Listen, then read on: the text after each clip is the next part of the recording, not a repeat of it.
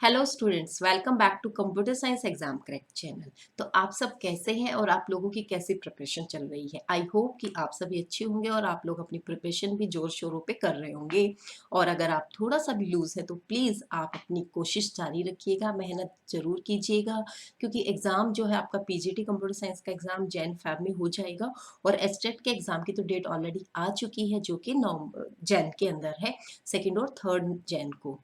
और अगर आप डी ट्रिपल एस बी में टीजीटी और पीजीटी के लिए अपियर होना चाहते हैं तो उनकी डेट भी बहुत जल्दी ही रिलीज हो जाएगी। तो आप अपनी प्रिपरेशन जो है जारी रखिएगा, वहाँ पर कहीं पर भी आप लूज मत छोड़िएगा स्टूडेंट। तो आज हम इस वीडियो में ऑपरेटिंग सिस्टम की जो हमने सीरीज स्टार्ट की हुई है कॉन्सेप्चुअल टॉपिक्स की, तो उसी की कंटिन्यूटी में आज हम एक और सीपीयू शेड्यूलिंग एल्गोरिथम करने जा रहे हैं, that is priority based CPU scheduling algorithm. तो चलिए जानते हैं कि क्या है priority based CPU scheduling algorithm और ये कैसे वर्क करता है। ये student, priority based CPU scheduling algorithm, जो यहाँ पर क्राइटेरिया रहेगा जो सिलेक्शन का, वो रहेगी प्रायोरिटी। और प्रायोरिटी का जो एक अलग से कॉलम आपको दिया जाएगा, आपको जो प्रॉब्लम दी जाएगी उसमें प्रायोरिटी का अलग कॉलम होगा। और जो मोड रहेगा, मोड, ये दोनों ही मोड में काम करता है, नॉन प्रिमिटिव वे में भी और प्रिमिटिव वे में। तो सबसे पहले जो हम डिस्कस करेंगे वो करेंगे non primitive priority based CPU scheduling algorithm. देखिए बच्चों, ये आपको एग्जांपल गिवन है।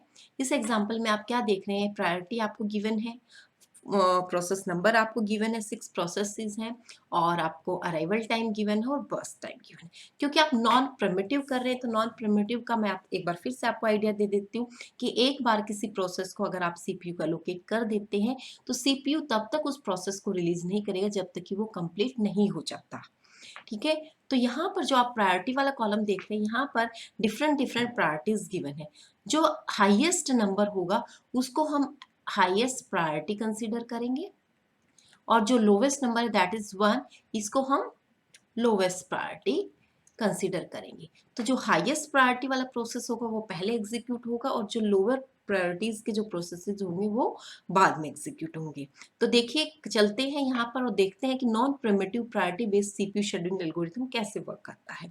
तो स्टार्टिंग में अराइवल टाइम जो है प्रोसेस P1 का 0 है। एक ना आप रेडी क्यू भी साथ में बनाकर रखो ताकि मिस्टेक होने के कम से कम चांसेस हों। तो सबसे पहले जो प्रोसेस 0 अराइवल टाइम है, तो कौन सा प्रोसेस आएगा, ये प्रोसेस आएगा आपके पास P1।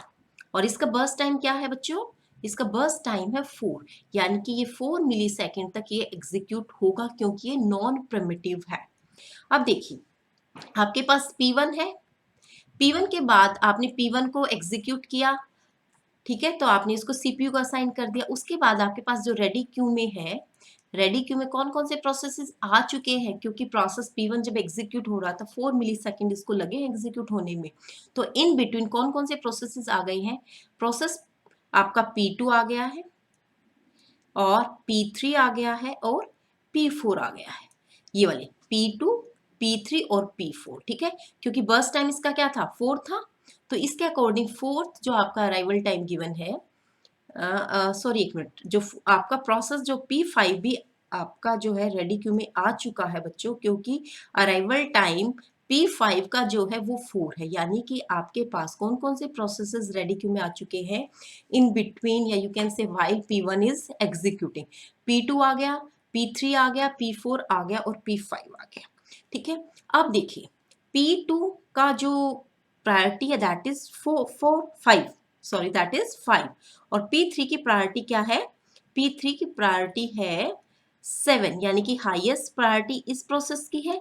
क्योंकि हम priority based CPU scheduling algorithm कर रहे हैं तो हम कौन से प्रोसेस को सबसे पहले एग्जीक्यूट करेंगे, हम P3 को एग्जीक्यूट करेंगे। तो P3 को हम यहाँ से बाहर निकाल लेते हैं और P3 को यहाँ पर एग्जीक्यूट करते हैं।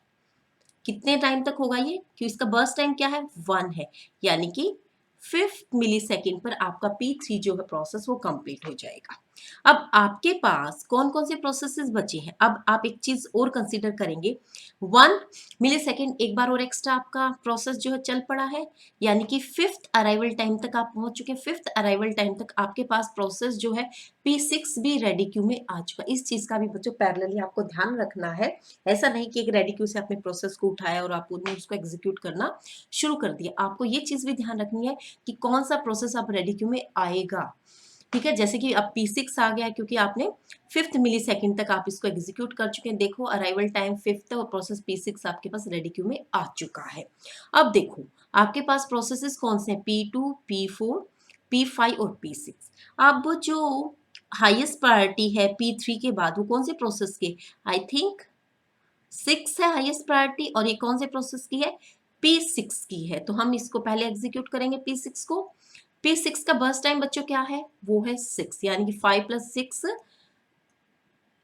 11। ठीक है, तो 11 मिली सेकेंड तक आपका जो प्रोसेस P6 था वो भी एग्जीक्यूट हो चुका है। अब आपको क्या देखना है, अब आपके पास बचा है प्रोसेस P2, P4 और P5। आप देख रहे हैं कि प्रोसेस P2 जो है उसकी प्रायोरिटी क्या है, 5 है, यानी कि अब आपको प्रोसेस P2 को एग्जीक्यूट करना पड़ेगा। यहाँ पर आप P2 को एग्जीक्यूट कर दो, कितने मिली सेकेंड तक, 5 मिली सेकेंड तक, यानी कि 16 तक आपका P2 रन होगा। उसके बाद आपके पास दो प्रोसेसेस बचे हैं, P4 और P5। तो पहले आप करेंगे P4 को क्योंकि इसकी प्रायोरिटी 2 है। तो P4 को एग्जीक्यूट किया आपने, कितने मिली सेकेंड तक करेंगे, 2 मिली सेकेंड तक करेंगे क्योंकि इसका बर्स्ट टाइम कितना है, 2 मिली सेकेंड, यानी कि आप 18 तक पहुंच गए हैं।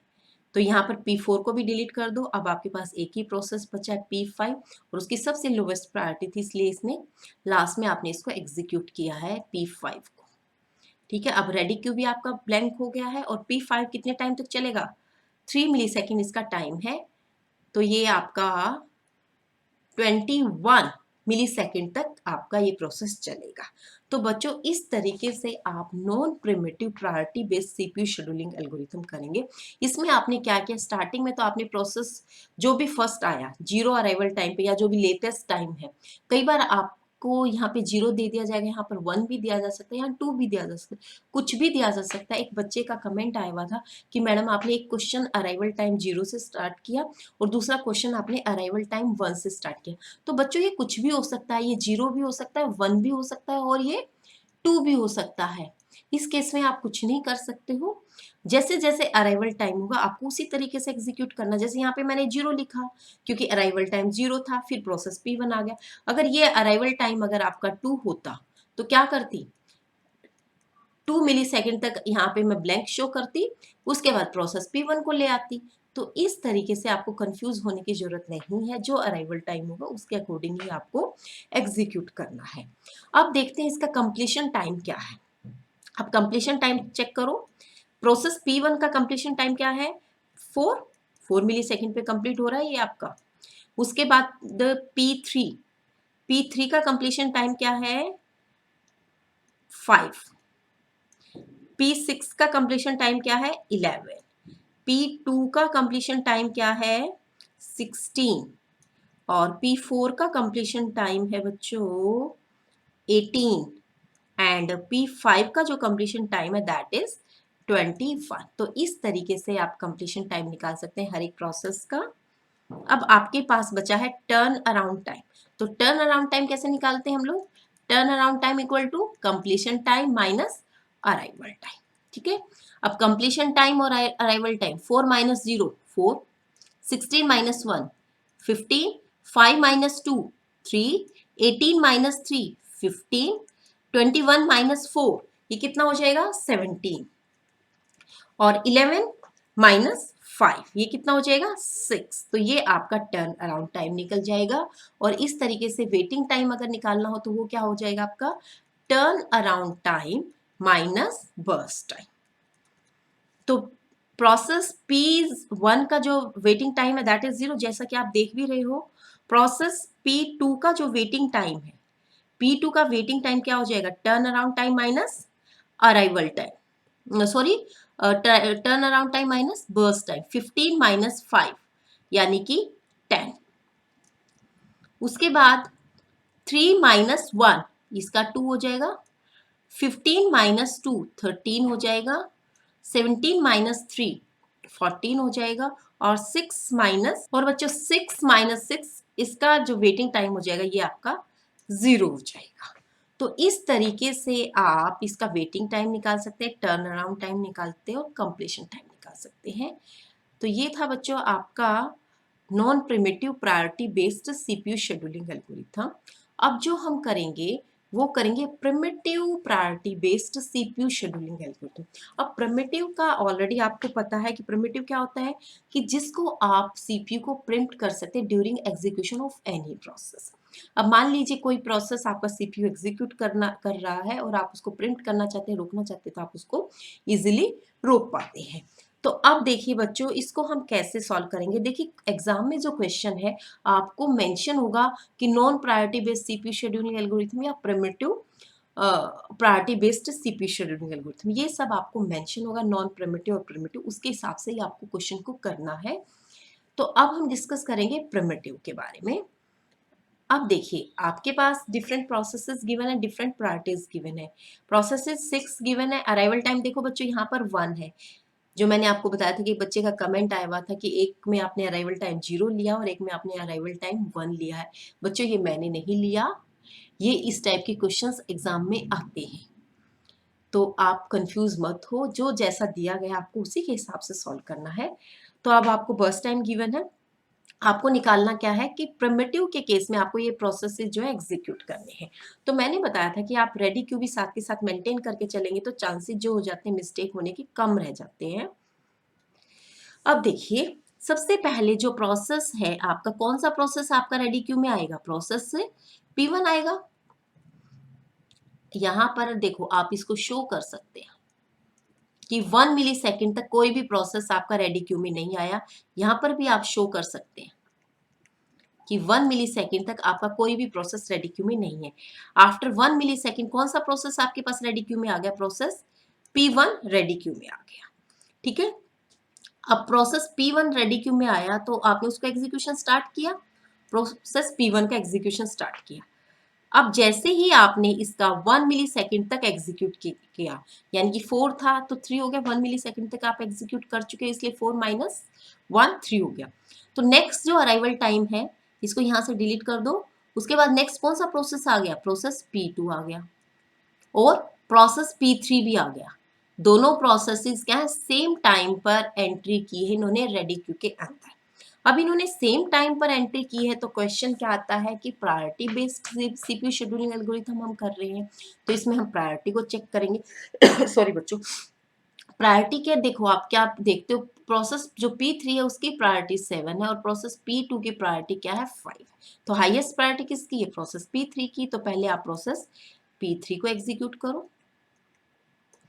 ठीक है, यहां पर आपने एग्जीक्यूट किया, उसके बाद आपने जैसे ही 1 मिली सेकेंड तक इसको एग्जीक्यूट किया प्रोसेस P3 को। P3 का एक तो बर्स्ट टाइम आप माइनस करना कभी मत भूलना। अब कौन सा प्रोसेस जो है आपका रेडी क्यू में आ गया, अब क्या कर सकते हो आप, प्रोसेस P1 को भी डाल लो, प्रोसेस P3 को भी डाल लो, कहीं आप भूल जाओ। क्यों, क्योंकि देखो क्या है कि प्रोसेस P1 और P3 सिर्फ एक एक मिली सेकेंड के लिए रन हुए हैं, वापिस ये क्या रेडी क्यू में चले गए हैं, क्योंकि ये primitive priority based CPU scheduling algorithm है। अब एट टाइम 3 कौन कौन से प्रोसेसेस आपके रेडी क्यू में आ चुके हैं बच्चों, P4 भी आ गया और P5 भी आ गया। अब देखो आपके पास कौन कौन से प्रोसेसेस, आपके पास प्रोसेस P1 है, कलर चेंज कर लेते हैं,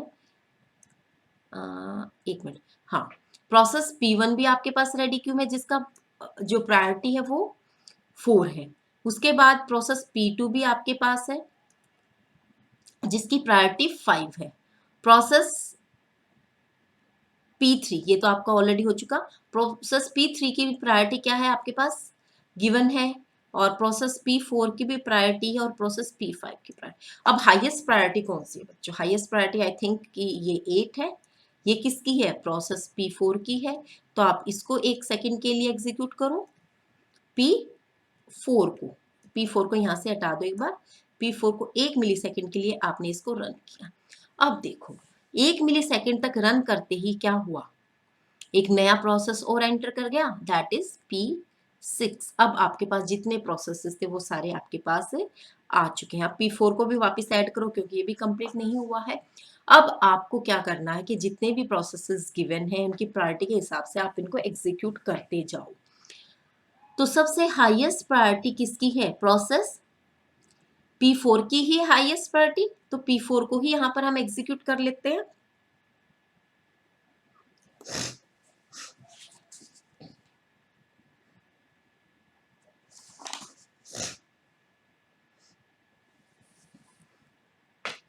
हाँ तो बच्चों आप देख रहे हो कि प्रोसेस P4 की ही हाईएस्ट प्रायोरिटी दैट इज 8 है, तो आप दोबारा से इसको रन कर लो P4 को। अब आपको कंप्लीट जितना इसको टाइम चाहिए आप इसको कंप्लीट टाइम देंगे। 4 मिली सेकेंड चाहिए था इसको, तो 4 + 4 8। रेडी क्यू से इसको डिलीट कर दो क्योंकि आपने इसको कंप्लीटली एग्जीक्यूट कर लिया है। अब उसके बाद देखो बच्चों कौन सी प्रोसेस की जो है हाईएस्ट प्रायोरिटी, प्रोसेस P3 की, इसके वाली। तो प्रोसेस P3 को एग्जीक्यूट करो। कितना टाइम चाहिए इसको एग्जीक्यूशन के लिए? 2 मिली सेकेंड लेफ्ट था इसका, तो आप 8 + 2 10 मिली सेकेंड तक आपने प्रोसेस P3 को भी रन कर दिया। इसको भी यहाँ से डिलीट कर दो। अब कौन सी प्रायोरिटी बची आपकी? प्रोसेस P6 की। प्रोसेस P6 को रन करो। कितने मिली सेकेंड तक? 2 मिली सेकेंड तक।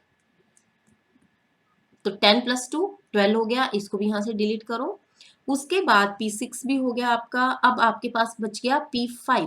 अब P5 को एग्जीक्यूट कर लो। एक चीज और है बच्चों यहाँ पर, देखो प्रोसेस जो P5 और प्रोसेस P2 दोनों की प्रायोरिटी सेम है। प्रोसेस P5 और प्रोसेस P2 दोनों की प्रायोरिटी क्या है? 5 है। तो ऐसी सिचुएशन में आपको कौन सा प्रोसेस पहले एग्जीक्यूट करना है? आपको वो प्रोसेस पहले एग्जीक्यूट करना है जिसका अराइवल टाइम कम है, यानी कि जिसका अराइवल टाइम कम। अराइवल टाइम जो प्रोसेस P2 का है वो तो 2 है, और प्रोसेस 5 का जो है अराइवल टाइम वो आपका 3 है। यानी कि जिस प्रोसेस का अराइवल टाइम कम होगा आप उसको एग्जीक्यूट करेंगे। किस केस में? जब आपके पास दो प्रोसेसेस की सेम प्रायोरिटी गिवन है, तो आप कौन से प्रोसेस को एग्जीक्यूट करेंगे? आप उस प्रोसेस को एग्जीक्यूट करेंगे जिसका अराइवल टाइम कम है। यानी कि पहले हम प्रोसेस P2 को एग्जीक्यूट करेंगे। यहाँ पर प्रोसेस P2 को एग्जीक्यूट किया, इसका बर्स्ट टाइम कितना था? 2 है, यानी कि आप 14 तक पहुंच गए हो। इसको भी यहाँ से डिलीट करो। अब देखो, अब आपके पास प्रोसेस P5 है, P5 को रन कर लो भाई। P5 को रन किया, P5 का तो बर्स्ट टाइम सिर्फ 1 ही था, यानी कि 15 तक आपने इसको कंप्लीट कर लिया। अब P1 बचा है आपके पास, P1 को भी एग्जीक्यूट कर लो। P1 का कितना बर्स्ट टाइम लेफ्ट था? 3 मिली सेकेंड, यानी कि 80। तो बच्चों इस तरीके से आपको primitive priority based CPU scheduling algorithm क्या करना है, इसमें आपको पहले एक रेडी क्यू बनाकर रखना है, साथ में उसका गैंट चार्ट बनाना। तो पहले आपका जो फर्स्ट प्रोसेस है उसको एग्जीक्यूशन के लिए लो 1 मिली सेकेंड तक। अब आप चेक करो कि अराइवल टाइम आप 1 मिली सेकेंड तक एक प्रोसेस को एग्जीक्यूट कर चुके, तो कहाँ पहुंच चुके हो आप? 2 तक पहुंच चुके हैं, क्योंकि अराइवल टाइम 1 से तो आपने स्टार्ट किया था। अब 2 किस किस प्रोसेस का अराइवल टाइम है वो भी आप उनको एंटर कराते जाओ रेडी क्यू के अंदर। इसी तरीके से जिन प्रोसेसेस का 3 है उनको भी आप नेक्स्ट टाइम एंटर कराते रहेंगे रेडी क्यू में। तो इस तरीके से 1 बाय 1 बच्चों आपको चेक करता रहना पड़ेगा, और आपका ये जो क्वेश्चन है इस तरीके से सॉल्व हो जाएगा। तो अब आप कंप्लीशन टाइम निकाल सकते हैं। कंप्लीशन टाइम जो है प्रोसेस P1 का कंप्लीशन टाइम क्या है? ये वाला 18। प्रोसेस P2 का कंप्लीशन टाइम क्या? 14। फटाफट गैंट चार्ट से ही पता चल जाता हमें। प्रोसेस P3 का कंप्लीशन टाइम क्या है? 10। प्रोसेस P4 का कंप्लीशन टाइम क्या है? 8। प्रोसेस P5 का कंप्लीशन टाइम क्या है? ये रहा 15। प्रोसेस P6 का कंप्लीशन टाइम क्या है? 12। ये वाले, ये यहाँ पर बच्चों कंप्लीट हो रहा है प्रोसेस, ये ध्यान रखना आप। ठीक है, तो कंप्लीशन टाइम आ गया आपके पास, तो इजीली आप टर्न अराउंड टाइम और वेटिंग टाइम निकाल सकते हैं। टर्न अराउंड टाइम क्या बताया था मैंने? Completion time minus arrival time. अब टर्न अराउंड टाइम में completion time minus arrival time, 18 - 1 17, 14 - 2 12, 10 - 2 8, 8 - 3 5, 15 - 3 12, और 12 - 4 8। इस तरीके से टर्न अराउंड टाइम निकल जाएगा। अब वेटिंग टाइम निकालना तो क्या होगा? Turn around time minus burst time. अब 17 माइनस 4 कितना हो जाएगा? 13। 12 माइनस 2 10। 8 माइनस 3 5। 5 माइनस 5 0। 12 माइनस 1 11 और 8 माइनस 2 6। तो इस तरीके से बच्चों आप इनका वेटिंग टाइम भी निकाल सकते हैं। और अगर क्वेश्चन में पूछा गया हो एवरेज वेटिंग टाइम, तो इन सबको ऐड करके 6 से आप डिवाइड करेंगे तो उसका एवरेज वेटिंग टाइम निकल जाएगा। तो ये था बच्चों priority based CPU scheduling algorithm, जिसको हमने दो तरीके से सॉल्व किया, नॉन प्रिमिटिव वे में भी और प्रिमिटिव वे में भी।